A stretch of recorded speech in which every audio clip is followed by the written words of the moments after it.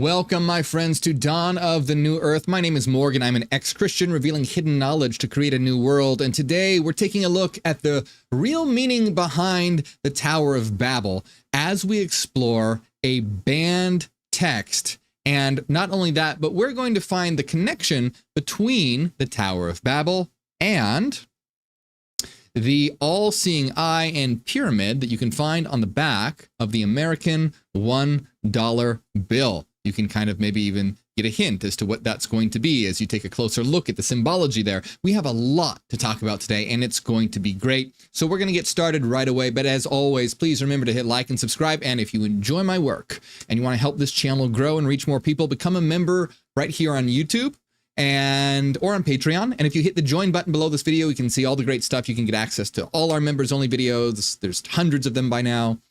We have a new one every single week. We're having a members only stream right after this. You can get access to our Discord server where we have live study sessions. Just click the join button, see all the different things that are there. And you get a lot of great stuff. And it's the best way to support my channel. Also, I want to remind you that my new book came out today, just released, Cosmogenesis, The Awakening Universe. This is the third book in my series, and it describes the evolution and transformation of all reality from the Big Bang to the end of time, but with the understanding that we are the universe exploring and coming to consciousness of itself. So you can check that out. Very excited about this, and it's available right now. Just came out today. The link is in the description of this video. And as always, you can follow me on Spotify as well. Just look up Dawn of the New Earth. All right, my friends, let's talk about the Tower of Babel. For those of you who aren't familiar with what this story is about, it's about the idea that humans came together to create a tower to reach heaven. God saw this happening, and he believed that they could do it. And because he believed they could do it, he wanted to stop them from building this tower and reaching heaven. And so he made them all speak a different language. And so they all couldn't understand each other and they couldn't complete the tower. So what does this story mean? We're going to break it down and see the hidden meaning behind it, as well as taking a look at a banned book. This is a banned book that we've been reading. A once banned book by the Gnostic text called The Paraphrase of Shem. And it has one of the darkest and strangest creation stories. For those who've been following along, it's wild. It's this creation story about essentially light and darkness having an orgy with nature. It's really wild. But in this story, the Tower of Babel comes up. And we're going to be seeing how they interpret the Tower of Babel, which is very, very interesting. But I'm going to be giving you my interpretation as well as showing the connection between the Tower of Babel and the symbol on the back of the dollar bill. Now, like I said, I'm an ex-Christian. I grew up Christian, and I always had a huge problem with the story of the Tower of Babel. So the type of Christian I was is we took the Bible 100% literally. And so I was taught young earth creationism. I was taught that the earth is only 6,000 years old and that it was created in a week by God and that everything that's described in the Bible actually literally happened. So when you take a look at the Tower of Babel, if you understand it to be a hidden metaphor for something like containing a secret teaching, okay, sure, whatever. But think about if you take it to be a literally true story. It's a little weird that an all-knowing God, an all-powerful God, would think that human beings could build a physical tower to reach heaven. And I always thought that that was a ridiculous story, and it was very confusing to me as a Christian as to how this makes no sense. I don't understand why God would think that they could literally build a tower to heaven. Obviously, that's not possible. Now, of course, when you understand that these are metaphorical stories that hide hidden truths, it's completely different. But like I said, for me, it was taught literally. And by the way, this was also given to me as the origin of why we all speak different languages. That's why there are different languages and we all don't speak one language, is because, oh, God made them all speak different languages at the Tower of Babel because he didn't want them to build a tower to reach heaven. Do you see why it's not a good idea to teach kids that this stuff is true? it completely warps their ability to understand reality in a coherent way. If you're believing in crazy stuff like this, and your mind is like trying to revolt against, my mind at least was like, hey, this doesn't make sense. But when you're, pretty much brainwashed, you'd overlook it or try to make it fit. Anyway, it was always a big red flag to me. What's going on here? So let's take a look at this. So for those who are unfamiliar, let's see what it says in the Bible. Now, it's very, very short. It's just, a handful of verses long, but it describes the Tower of Babel. And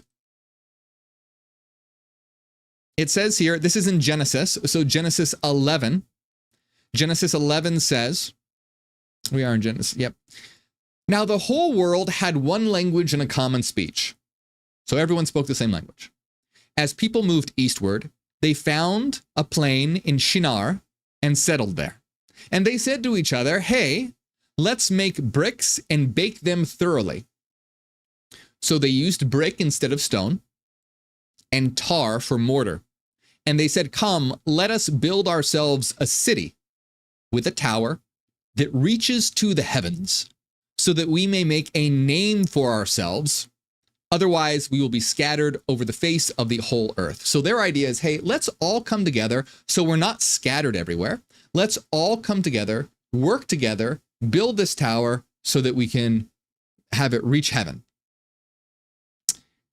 And it says, but the Lord came down to see the city and the tower the people were building. And the Lord said, if as one people speaking the same language they have begun to do this, then nothing they plan to do will be impossible for them. Come, let us go down and confuse their language so they will not understand each other. So the Lord scattered them from there over all the earth, and they stopped building the city. That is why it was called Babel, because there the Lord confused the language of the whole world. From there, the Lord scattered them over the face of the whole earth. All right, so there's a lot to unpack here. This story is very weird for a lot of different reasons. First of all, if you take a literal interpretation of it, it just makes absolute no sense whatsoever. Well, I think we've, seen that already. But here's the thing. Here you have, also, by the way, notice that it says the Lord came down to see the city. It's like an all-knowing God would really have to come down and take a look at things. And then he said, let us go down. Again, plural, us. Remember, this is all based off the older Canaanite religion, where there were multiple gods. So we can see, when we look at the early scriptures, the book of Genesis, we can see remnants of the fact that originally there was more than one God in these old religions. You had the Canaanite religion, where there was El Elyon, the Most High God, Asherah, the wife of God, Baal, and then eventually Yahweh. You had a bunch of different gods.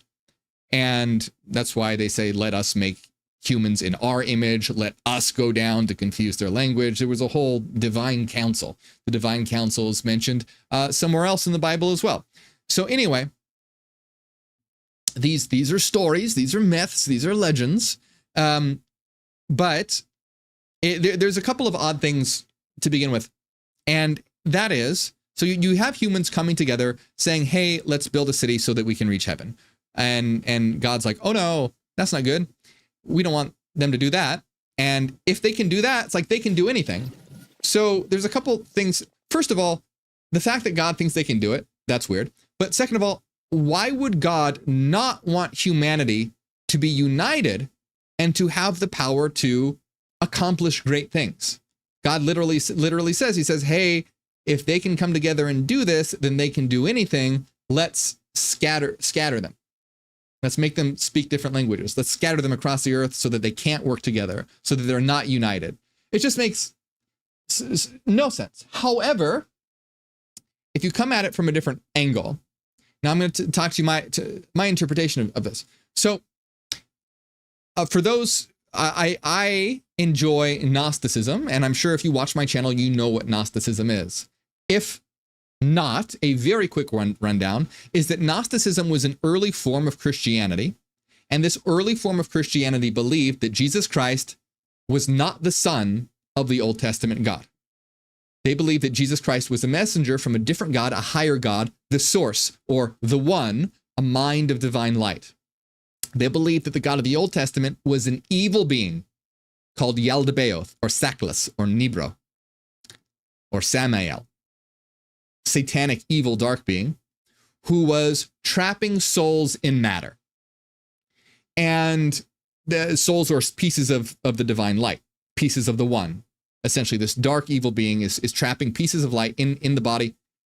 And so essentially what the God of the Old Testament is, this evil being, what it's trying to do is constantly fighting this war to keep humanity from realizing that it's actually part of the one true God, because then humans would be more powerful than the God of the Bible and would be able to break free from the realm of matter. But this God wants slaves. So essentially what the Gnostic stories are about this God, evil God, constantly trying to keep humanity from knowledge of what they are. So that's why he originally traps them in a body and makes them forget, to try and make them forget what they are. But then he goes even further by separating them into male and female, which in Gnosticism, male represents mind and female represents epinoia, which is like intuition or even reason or purposeful thought.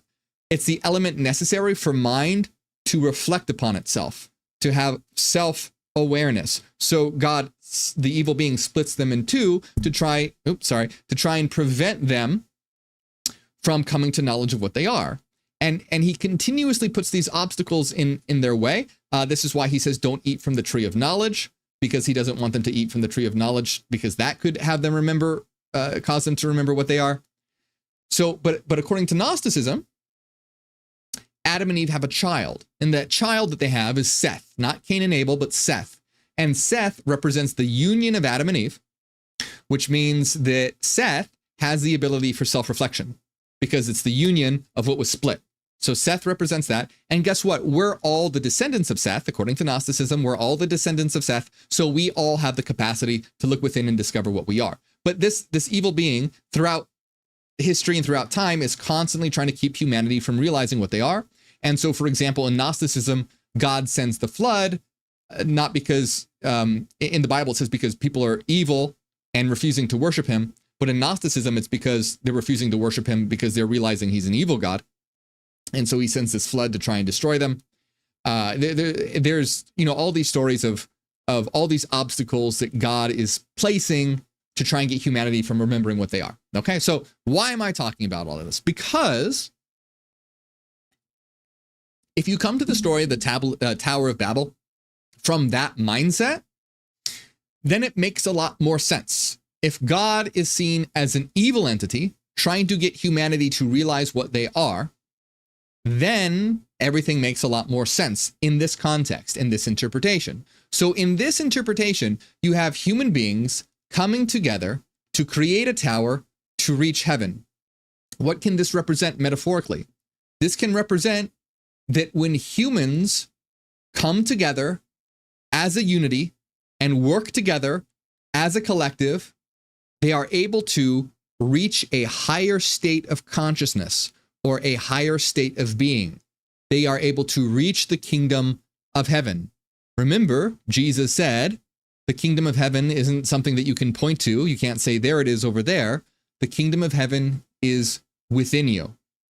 And so building a tower to reach the kingdom of heaven can be representative of human beings coming together, working together, cooperating, and reaching the light of higher consciousness. And so in this context, God, seeing humanity doing this and wanting to confuse them and keep them in ignorance, makes perfect sense. Where you have human beings with the capacity to reach this higher awareness, yet God is attempting to confuse them. And what does Yaldabaoth, or this evil entity, represent? This evil entity represents ignorance and hatred and division. And so we, as humans, face the dark forces of ignorance that keep us from remembering what we are. In another banned gospel called the Gospel of Philip, it says ignorance is the mother of all evil. Not sin, but ignorance. Ignorance of what? Ignorance of our divine unity, our unity with God and our unity with each other. So that Christ's teachings, the true teachings of Christ, have always been about our unity with God and our unity with each other. And so we can understand the Tower of Babel to represent the unity of humanity reaching a higher state of consciousness, but the forces of ignorance keeping us scattered and divided. Now, if we take a look, so this is my, and we're going to take a look at this banned book, by the way, that talks about the Tower of Babel as well. But before we get into this, I just wanted to lay out my interpretation here, which I feel makes much more sense. And remember, this is my interpretation. The whole point is that we can interpret these stories in a way that resonates with us. But I think that makes much more sense than obviously a literalist interpretation or whatever. But if you take a look at the esoteric, that esoteric interpretation, you'll notice that it's very similar to the all-seeing eye and the pyramids, the pyramid and the all-seeing eye that you find on the back of a $1 bill. I have one right here. It's the same symbol. You can see it right up there. And so this symbol, as you can see, represents the building of a tower towards what? An all-seeing eye that represents divinity, that represents God, that represents a higher consciousness. So once again, we can see a very similar symbology occurring on the back of the $1 bill towards, because, this was all about America as well. So the founding of a unified country coming together to build a new united world reaching towards a higher state of awareness. So it's very similar to this symbol. And there's a lot more we could say about this symbol, but we'd be getting a little off topic here. But you can see the connection. There's a lot of symbology of reaching towards the light of a higher consciousness. And we're going to see this as well when we take a look at this banned text. So I'm going to start reading from this banned text now. So this text is called The Paraphrase of Shem, which is very interesting, by the way, because we just read the Tower of Babel. The very next verse says, this is the account of Shem's family line. 2 years after the flood, when Shem was 100 years old. Anyway, Shem pops up. So Shem is very much associated with this era, like the flood and the Tower of Babel and all that. So Shem, The Paraphrase of Shem, is the book that we're reading. And you can read this for free on gnosis.org, by the way, gnosis.org. That's gnosis.org. It's a great website. And let me just get to the part where here we go. So what is this a book about? What this book is about? There's a whole playlist. We've done 3 videos on this so far. No, 2. I think this is the 3rd one. And I'm not going to get into the whole thing, but essentially it's a discussion between Shem and Derdekius. Shem most likely represents Seth, and Derdekius most likely represents Jesus. Derdekius is a savior figure, an emissary from the light, here to bring the light to the world and help transform consciousness. And it's, if you haven't heard those other videos, go check them out. I think the first one is called The Darkest Creation Story Ever. It's very weird. There is a lot of demon penises and all kinds of orgiastic activities taking place between light, darkness, and nature, which is a very interesting account of the birth of the physical world. And are we going to get? There's some more. We'll see where we get to today. I don't know if it continues to get weirder, but before we get to that, it turns to the Tower of Babel. And so so this part is about the flood and the Tower of Babel. And just like the rest of this book, it's very weird. So we're going to take a look at this. We're going to decipher it. We're going to unpack it. Now, I'll tell you, their interpretation of the Tower of Babel isn't exactly the same as the interpretation I gave, but there's some similar parts to it. But you'll see, it's very wild. So let's just start. You'll see what I mean. So it says, because of you, the image of the Spirit appeared in the earth and the water. For you are like the light. You possess a share of the winds and the demons and a thought from the light of the power of the astonishment. So this is one of those where I could spend hours going line by line and we could interpret it and it would take a long time. But I want to move forward and get to the main part that we're going to be talking about. So I'm just going to give quick, rough approximations. We're talking here about the Spirit, which is kind of like consciousness that has become trapped in the world of matter. Consciousness has become trapped in the world of matter. That's what spirit is. And it's in the world of matter and darkness. And the true light has sent down Derdekius to kind of help illuminate the world, to help spirit, to help the mind return to an understanding of what it truly is. And so a lot of this story is about Derdekius trying to help the spirit, trying to help the mind that has become trapped in nature. For everything that he brought forth from the womb upon the earth was not a good thing for her, but it was her groan and her pain, because of the image that appeared in you from the spirit, for you are exalted in your heart. So essentially nature started birthing various, creatures and physical forms, etc. And Derdekius actually caused nature to do this because Derdekius wants spirit to find a way to be able to liberate itself from the material prison that it's found itself in. And so for Derdekius, it has to sort of go through this process of incarnation and growth. It has to grow through this kind of like trial by fire to figure out what it is. So Derdekius has caused nature to generate things, not because they're good things, but because they're like necessary steps to reach higher forms of consciousness. And for you are exalted in your heart, and it is a blessing, Shem, if a portion is given to someone and he departs from the soul, to go to the thought of the light. For the soul is a burden to the darkness, and those who know where the root of the soul came from will be able to grope after nature also. For the soul is a work of unchastity, and an object of scorn to the thought of the light. For I am the one who revealed concerning all that it is conceived. And so, that the sin of nature might be filled, I made the womb, which was disturbed, pleasant, the blind wisdom, that I might be able to bring it up to naught.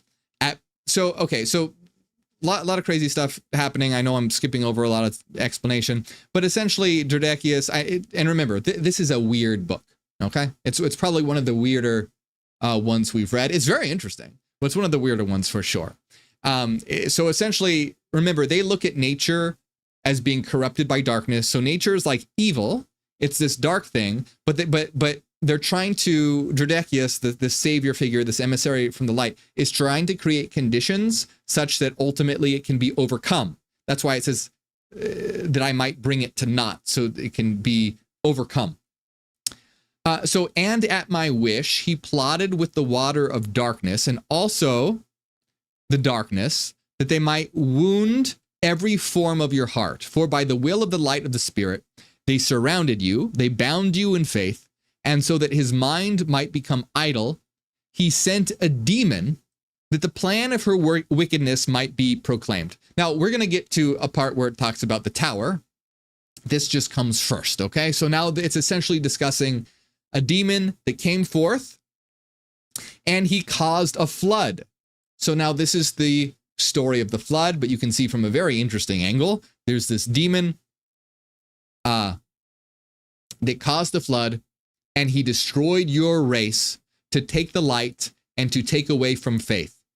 But I proclaimed quickly by the mouth of the demon that a tower come to be up to the particle of light which was left in the demons and their race, which was water. Okay, so here's where it gets interesting, and this tower now appears.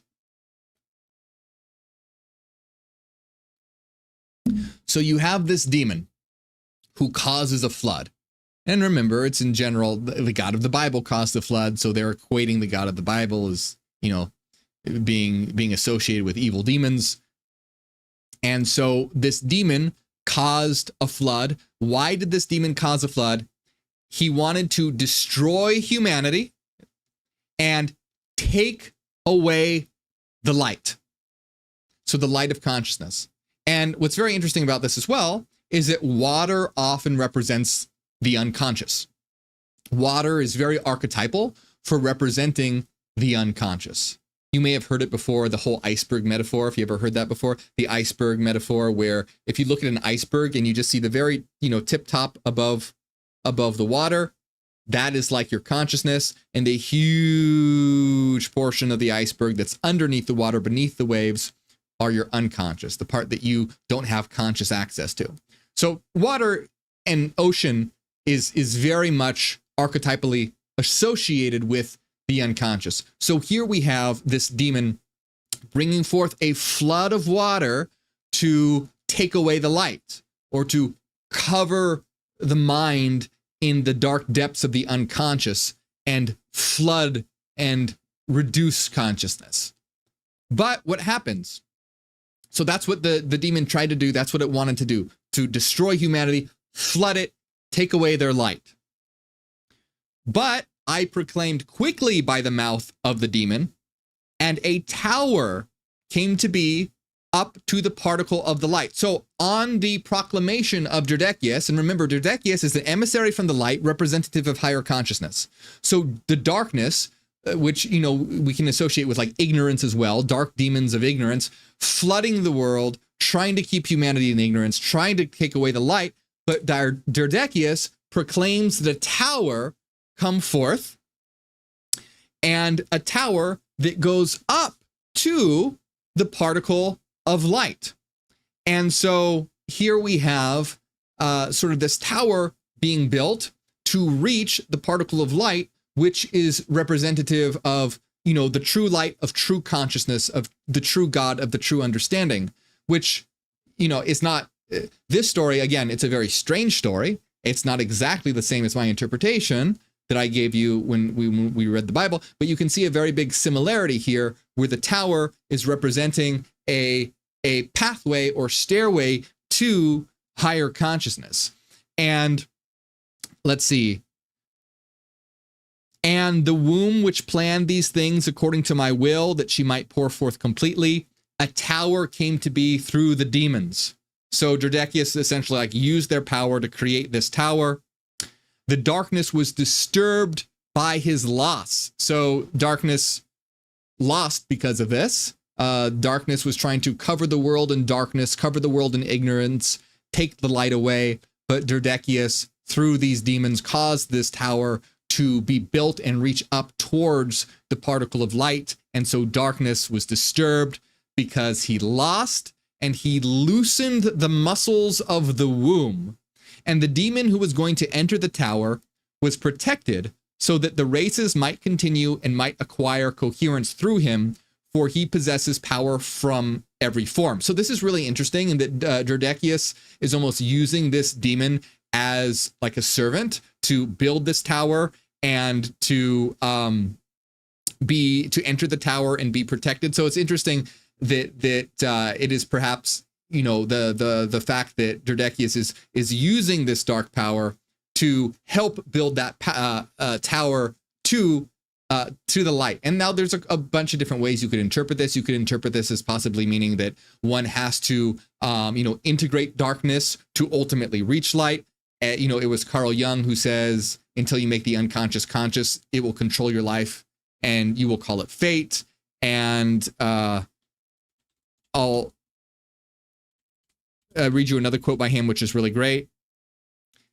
Jung says, one does not become enlightened by imagining figures of light, but by making the darkness conscious. So it's not, you have to sometimes acknowledge the darkness, work with the darkness to ultimately reach light.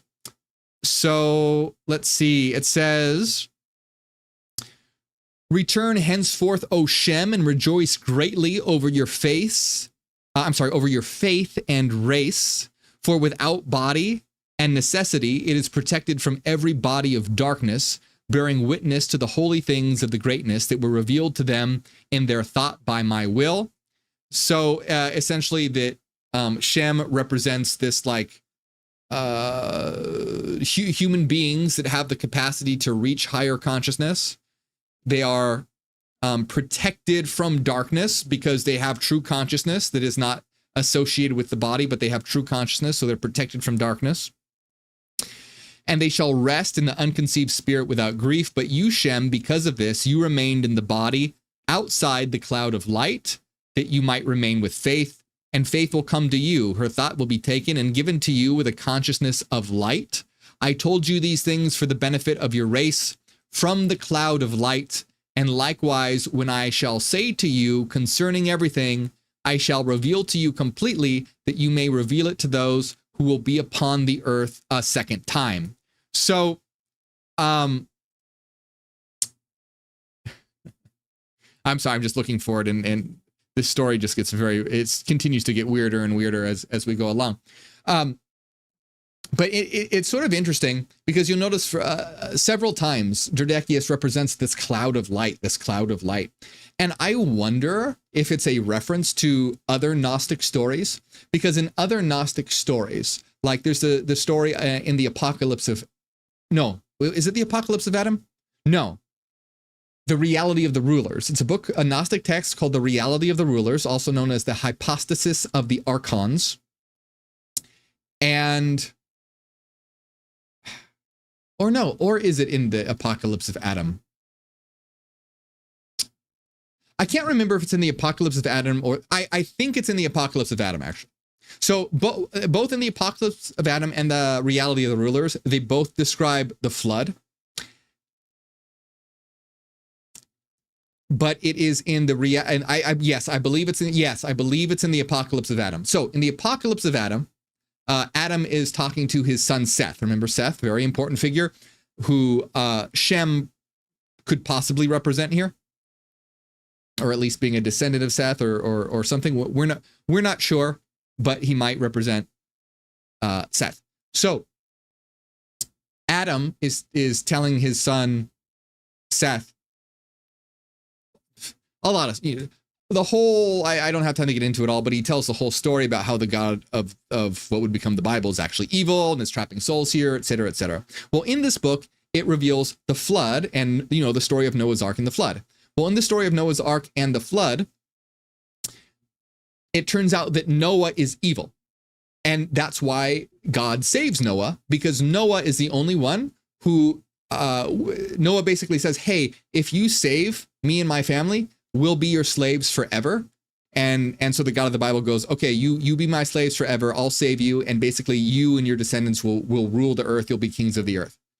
Because everyone else was refusing to worship God because they were realizing that God is evil. So God sent this flood to destroy everyone who was starting to remember that they were actually divine, but wanted to save Noah because Noah was going to remain the slave of this evil God. But from the realm of divine light, a cloud of light appears, and those who are the descendants of Seth that are that have the knowledge of what they truly are and are refusing to worship the true God. Refusing to worship the evil God, the ones who understand that they're part of the true God, they are taken up in this cloud of light. So they aren't killed because of the flood, they're taken up and saved in this cloud of light. So that's the story of the flood from the Gnostic perspective. In some of these stories, Noah is evil, the evil God floods the earth, and those who are understanding what they truly are saved in this cloud of light sent from the true realm of the pleroma, the fullness, the realm of divine light. And so anyway, I just mentioned that because Derdekius here mentions multiple times this cloud of light, and I'm wondering if it's a reference to that or not. So the story continues to get very weird. The next paragraph has nature turning her dark vagina and casting the power of fire from her, and it gets weird. So we're probably going to save that for next time. Yay. But I wanted to talk about this today because I thought it was very interesting, this idea of the Tower of Babel as not being, the Gnostics in this particular instance, not interpreting it as something evil, but as a way to reach light. And I always found that really interesting because that's how I interpret the story as well. Not exactly the same as this, like Derdekius has, a demon building the tower to reach the light and all this. So it's not exactly the same, but I think that it is close to the idea, and I think that it makes much more sense to interpret the story as meaning humans coming together collectively to reach a higher state of consciousness. It pairs up perfectly with Christ's teaching that the kingdom of heaven is within, and so many other esoteric and occult principles that we see throughout history. So I'm really curious. I want to know what you think about the Tower of Babel. I want you to tell me in the comments. Do you think it's literally true? It's not. But do you think it's literally true? Or do you think that it has an esoteric interpretation? And what do you think it is? Do you agree with my interpretation? Do you agree with the interpretation of the paraphrase of Shem? Or do you have your own interpretation for it? And what is that interpretation? I'd like to hear. Just tell me your thoughts. I'm very curious about the whole thing. But that's it today. And we're going to continue next time from the dark vagina that is engulfing the world by fire or something like this, which should be very interesting. But I have a whole if you like this very strange story, there's a lot more to it. Check out the whole playlist on it. And like as always, become a member if you enjoy my work. We're gonna have a members only live stream right after this. And remember, my new book just came out, Cosmogenesis: The Awakening Universe. Check it out. The link is in the description of this video. I want to give a big shout out to everyone who supports. You guys are great, especially Renaissance Fairy, Cassidy, Angela, DB, Nucelina, Christopher, Eon, Vanessa, and Dallas. Thank you very much.